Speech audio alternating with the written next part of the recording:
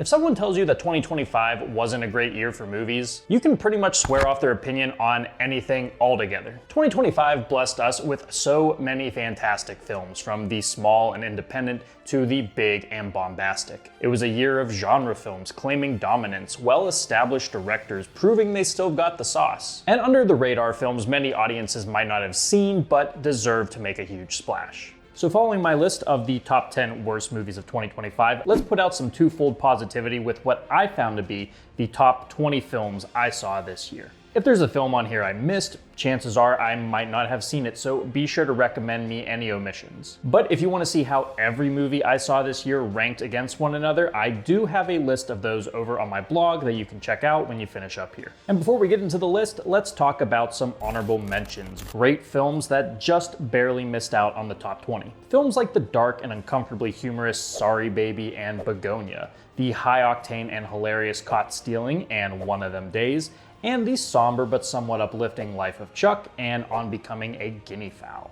And then there's The Ugly Stepsister, K-pop Demon Hunters, Frankenstein, The Naked Gun, Jay Kelly. Seriously, there are so many great movies from this year that are definitely worth your time. But let's get a little bit more in depth with the big names. At number 20 is Friendship. I'm a sucker for all things Tim Robinson, and this film proved to be a perfect vehicle for the comedian's awkward brand of comedy. He's just so good at capturing the uncomfortable and embarrassing sides of ourselves in the most bizarre and over-the-top ways. This gave me some of the hardest laughs I've had all year, and it's definitely worth a watch if your humor leans a little bit more towards the weird. At number 19 is actually my favorite animated movie of the year, Predator: Killer of Killers. Where Predator: Badlands kind of underwhelmed me, this gave me exactly what I was looking for from the series. Predators invading other times and cultures. The action is absolutely stellar and brutal, but the film does a great job at giving our multiple protagonists purpose and drive. It really is one of the best Predator movies ever made in my opinion, so don't be a wimp and let the fact that it's animated drive you away. At number 18 is The Long Walk. What a pleasant little surprise this was. Well, not pleasant per se. The insanely bleak adaptation of Stephen King's work is quite gut-wrenching and depressing, yet the camaraderie and humanity that manages to shine through despite the odds is nothing short of reassuring. Even in its simplicity, the incredible performances and endearing script managed to elevate this thing to becoming an underrated piece of dystopian cinema that will make your feet hurt just from watching it. At number 17 is another little surprise, The Roses. I wasn't really gonna go out of my way to see this, but after deciding to watch it during a very long plane ride, I must implore you to not make the mistake I almost did. The ensemble really shines here with its brutal and hilarious honesty towards relationships, power dynamics, and traditional roles in the family unit. The profanity-laced script is filled with a ton of biting takedowns while never forgetting to shy away from the tragedy that can befall couples with time and the changing of breadwinning. With one of the best comedic scripts to come out this year, this might just make the perfect date night movie if you got something to tell your significant other you've been too scared to say. At number 16 is The Ballad of Wallace Island, a super cozy and quietly sad film about our grip on the past and how it prevents us from truly moving forward. Really, this movie surprised me with just how much it refused to give in to genre conventions, never taking the easy road to give us the moments or endings we want or expect. It says a lot about a film that's more willing to give you what you need over what you want, but that's exactly what it does here. Plus, it's so sincere and quietly funny, making it one of the most easy and comforting watches of the year. Number 15 is Companion, a film that you should absolutely not watch the trailer to. Not doing so won't blow your mind, but it will truly make for a more enjoyable first-time experience. There's been a few films from this year that give us a bit of a glimpse into our future through our present, but Companion does such a good job by wrapping itself in social comedy revolving around dating, bodily autonomy, and consent. A very fun watch from earlier in the year that you may have forgotten about, but it's certainly worth coming back to, in my opinion. Number 14 is The Phoenician Scheme, the latest from Wes Anderson that may not be his most narratively rich, but it's certainly one of his most fun. You can expect all of the usual trimmings from Anderson, from his dry humor to his luscious settings, anchored by one of the best lead Benicio del Toro performances I've seen and supported by a gallery of Anderson's usual suspects. It isn't really doing anything all that unique or new for the director, and I think that may hurt the film over time, but sometimes that motto, if it ain't broke, don't fix it, can be really hard to argue against. Number 13 is Vulcanizadora, one of the biggest gut punches I've experienced this year. There's an unbearable cloud of anxiety and dread that hangs over this thing, and while it occasionally cuts the tension with desperate distractions of comedy, it never lets you forget what's at stake here. A part of what makes it so effective is just how real the characters feel. Maybe they aren't exactly like people you know personally, but you can still sympathize with their anguish and their regrets. It manages to say a lot about self-inflicted suffering, that habit of punishing ourselves when in reality it doesn't benefit anybody. This is an uncomfortable and pretty bleak watch, but if you're in the mood for something like that, I cannot recommend it enough. Number 12 is Wake Up Dead Man, the latest in the Knives Out mystery trilogy that may just be the most narratively rich of the three. While the potential perpetrators aren't as memorable as those from the first, the story revolving around the purpose and abuse of faith is perhaps far more emotionally resonating.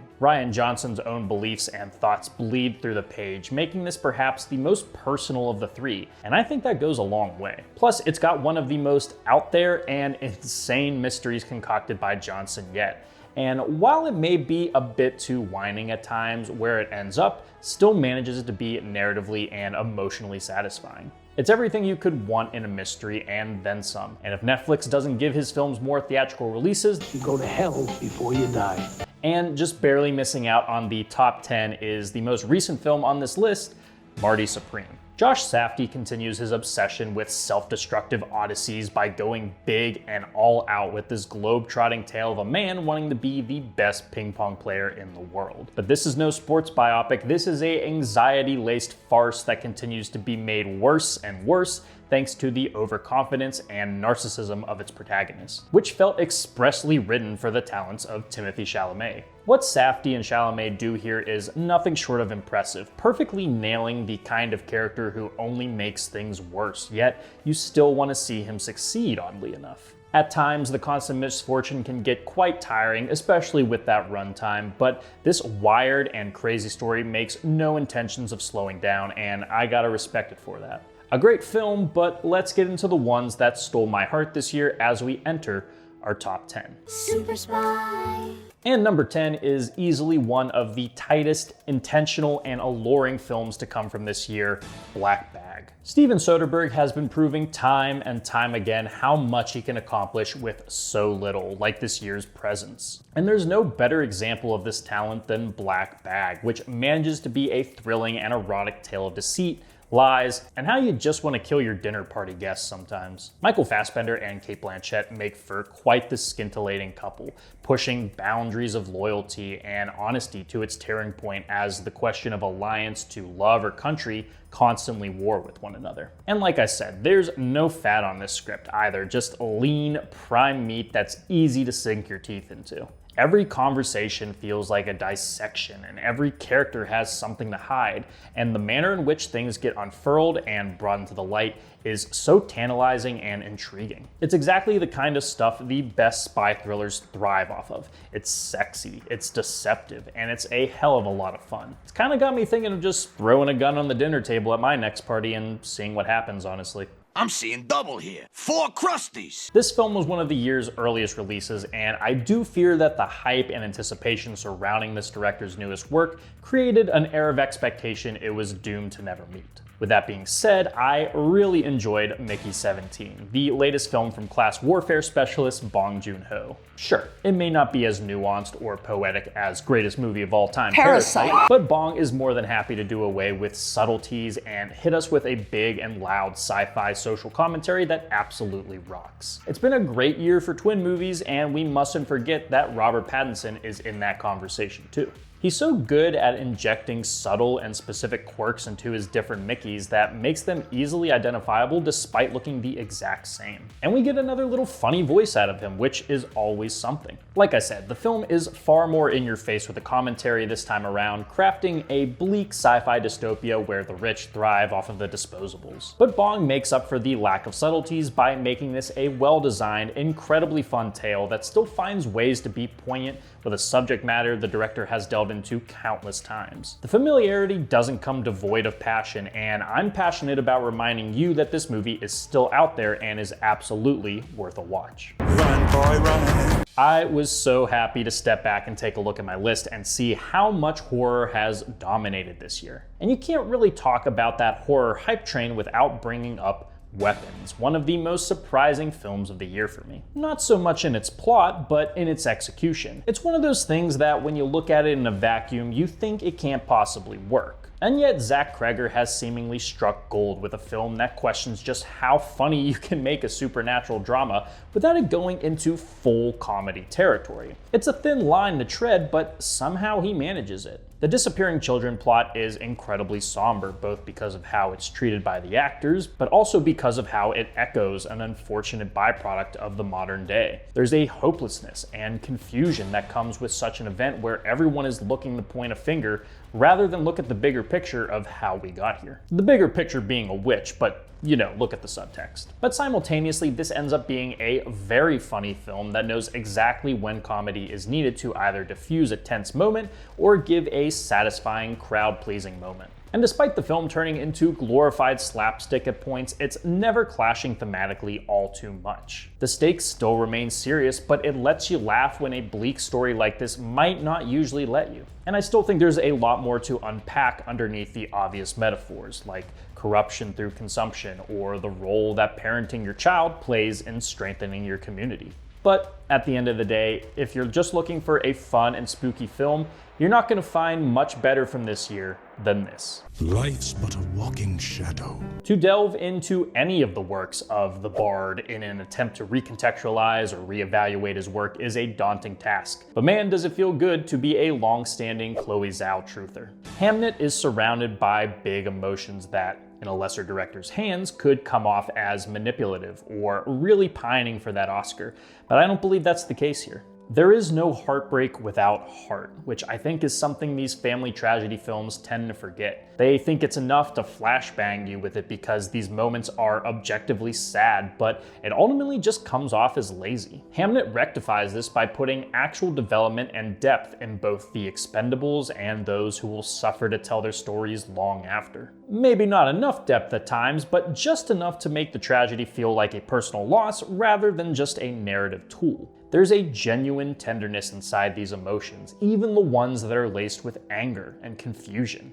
Jesse Buckley and Paul Mescal are phenomenal, not just landing those big emotional swings, but making them feel earned through the sweet moments of sacrifice and love that makes these moments possible. There's a common theme between this film and another film I'll be talking about on this list soon about being unable to say what you need to say conventionally, finding art to be that looking glass into your heart. While that other film is higher than this one for a reason, I still think this does a phenomenal job sympathizing with genius while not exactly exonerating the actions done in pursuit of it. Despite its unfathomable sadness, this still made me excited to have a kid one day, and it takes more than just a okay film to really make me think that. And in case that movie was too depressing and you're in need of a pick-me-up, well, this movie is only bound to make things worse. If I Had Legs, I'd Kick You is that bit of high-anxiety cinema I kinda wish Marty Supreme succeeded more at delivering. Rose Byrne is parental anxiety incarnate, not because she's doing everything she can for her sick daughter, but because of how the rest of the world around her is growing darker and darker by the minute. Believe the hype because Byrne is absolutely fantastic in this role, putting out a great, layered performance that finds herself echoing these same sentiments she combats. She's stuck in this hopeless cycle of not having the answers for any real help and passes that treatment on to others. It's very much a case of a character being in a sticky situation, and if they maybe just tweaked one thing about their personality or behavior, maybe things would brighten up. But sometimes it's hard to ask for that kind of selflessness when the world is not willing to give you that grace. In her own words, she's been set up to fail, and while the film is centered around her, it's really about this cycle of apathy for one another that can't seemingly be broken. The world this film throws her into can be relentlessly cruel and soul-crushing, but also darkly funny when it wants to be. Like, that hamster scene is grade A comedy that just makes you want to crawl out of your skin and die. No lie, it's a tough watch, but beneath the self-destruction and frustration, there is the reminders of what keeps us going and what makes fighting all the more worth it. Don't watch this on a good day, because it might make it bad, but maybe don't watch it on a bad day either, because it might just make things worse. You know, wait for one of those good middle days. I burned my life. The power of film is transcendent. It can speak the words you can't utter and muster up emotions you may struggle to address in your own life. So if my kids end up hating me in the future, I will just throw on Tommy Boy and they will understand everything. But in a much more nuanced example, Sentimental Value was a powerhouse of emotions that, like Hamnet, does a lot with the concept of art being this imaginary string that connects us. But it doesn't go about this in some kind of fairy tale feel-good way. It's honestly a bit of a downer, but it's those little lights of love that manage to shine through the confusion and depression that really makes this something special. The dynamic is so interesting, with a film director dad making a film to finally say the words he's always meant to say to his daughters, even though he is still trying to figure out the words himself. It's just the only way he knows how to do this love thing, for better or for worse. And that concept is run through the ringer by tremendous performances across the board. Renata Rensby, Stellan Skarsgård, Igna Lillias, and Elle Fanning are all spectacular, warring through this big old house that's honestly a character in itself. The home holds so many memories that these characters just don't know what to do with, from the death of the father's mother when he was young, to the harsh divorce that severed the sisters' view of their parents forever. It makes the film the father is making feel like a last resort, the last-ditch effort to navigate generations of pain and somehow come out intact on the other side. And the film approaches that idea very maturely, giving us maybe not the outcome we want, but the outcome we need. The ending is the kind of thing that moves you so much that,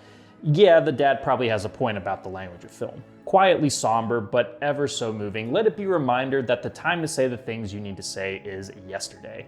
And also, fuck Netflix. That is, in fact, one of the takeaways here. Coronavirus? Fuck. Uh-oh, we're getting political, everybody. But how can you not be in this day and age? Honestly, politically driven mindsets have given us some of the best films of the year.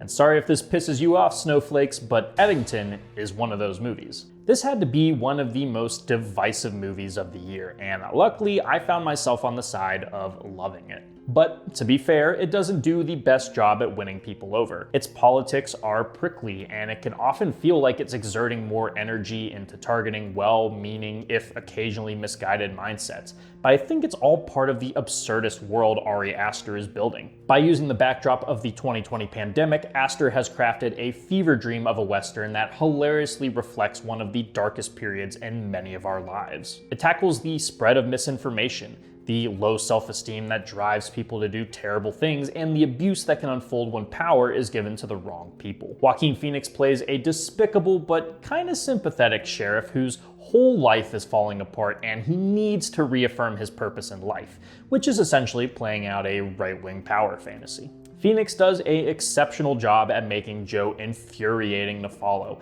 but also quite compelling, hoping to bridge the gap to understanding why people turn out like this. His life just turns into one big farce as he rises to power, causing untold damage along the way while living out the bullet-spraying fantasies of every small-town guy with a gun. Everything begins to make a little more sense when you look at the film through a more absurdist lens. There's truth in what's being said, but the film also puts a bumbling, trigger-happy loser in the driver's seat of a gun-nut power fantasy. This possibly contextualizes what Aster was trying to accomplish, condensing the madness of that time into one big powder keg of crazy. I get it won't be for everybody, but this is an absolute joy if you're willing to let the madness just take a hold of you. We're gonna be talking about the penis! The best horror movies that came out this year really made me feel something.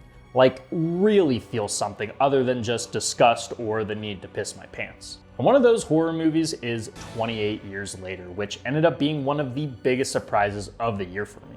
I enjoyed the prior 28 films, but this just hit so much harder than those films ever did, and in more ways than one. The abrasive and jarring cinematography from the prior films returns, but there's also these shots and scenes of absolute beauty, somehow managing to find the majesty of life in the midst of absolute hell on Earth. And the fact that this thing was shot with iPhones makes it even more impressive, as there are moments that completely blow traditional cameras out of the water. And it really does trick you into thinking this is going to be another traditional zombie movie, but then it gets into the later acts and the emotional core really starts to bleed through. This vibe shift possesses so much humanity and love and melancholy in a way I wasn't really expecting, reaffirming the need for life and hope in a world of death and despair. A lot of this comes from incredible performances from familiar faces like Ralph Fiennes and Jodie Comer, but it's Alfie Williams' breakthrough role as Spike that really brings the whole thing together. But don't get it twisted, this is still a brutal, batshit film that also just so happened to make me tear up during the 3 times I've watched it. There's just something to it, man, and the fact that we're getting the sequel in like a week, God, you spoil me too much, Danny. Scrape and lick. The number 1 and 2 spots have honestly been flip-flopping for months, so who knows if this is their final placement in the annals of history, but this is where they're landing for now. I know it's been talked about to death, and I know people have their opinions about it, but Sinners is just one incredible piece of film to me. Really, it's everything movies can and should be. It's a genre-defying horror, musical, period piece dramedy, which sounds downright stupid when you put it that way. But I'm absolutely in love with this thing, right down to its pieces and parts. The ensemble cast is absolutely killer, with everyone playing their role to absolute perfection. Michael B. Jordan strikes the perfect separation between twins Smoke and Stack. Newcomer Miles Canton electrifies in his debut with incredible musical ability. Jack O'Connell delights as a historically resonating Irish vampire, and Delroy Lindo is just stealing every last scene he's put in. It doesn't matter if this thing is leaning more into the period piece side or the horror side, everyone is absolutely killing it in their roles, being so far removed from just being vampire fodder. And these differing tones and ideas are juggled so well, managing to cover so much ground without it feeling like these moments are too disconnected from one another. And goddamn, the music. I have not been this absorbed by a film soundtrack than I have with this one. The music from longtime Coogler collaborator Ludwig Göransson blends blues, folk, jazz, and international tunes to create a track list that not only gets the feet tapping and the heads bobbing, but it actually ties really well into the story's themes. I Lied to You leads us into this transcendent moment of connection across generations and cultures that turns into a literal barn burner, while Rocky Road to Dublin is used to signify the perceived unity Remek's Cult of Vampires offers, using the music of his homeland to enthrall and share with his flock. There's a reason this was my number 1 album of the year for me. It's absolutely phenomenal. A lot of people criticize this for not being scary while being labeled as a horror movie. I get that, but I also find it narrow-minded to believe that horror can't be used to heighten and style other genres as well. Some of the best films, to me, are the ones that break from the conventions of their genres in order to give us something truly special. And that's exactly what Sinners does for me. It's fun, it's poignant, it's sexy, and damn it, maybe it is my favorite movie of the year. But as I was comparing this and my current number 1, something just pulled me towards the latter. And honestly, my number 1 is just as fitting for that spot as Sinners is. It's time for the moment you've been waiting for. Yep, sorry to be a basic bitch, but One Battle After Another is the movie of 2025 for me. I'm already adjusted to having high standards when it comes to Paul Thomas Anderson, but even I wasn't prepared for just how perfect this thing ended up being. Much like Sinners, it's everything I want in a movie. It's compelling, it's exciting, it's some of the most fun I had in a theater this year, and truthfully, it felt like the most important movie I saw in 2025. It's so intrinsically connected to the current state of the country while also tying into more universal fears like fatherhood and worrying about what kind of world you're gonna leave behind for your children. There's something so uplifting about knowing there are good people out there fighting the good fight, and it really rallies you into having hope that we're all gonna make it. But even without all that thematic mumbo jumbo, this is still a highly accessible and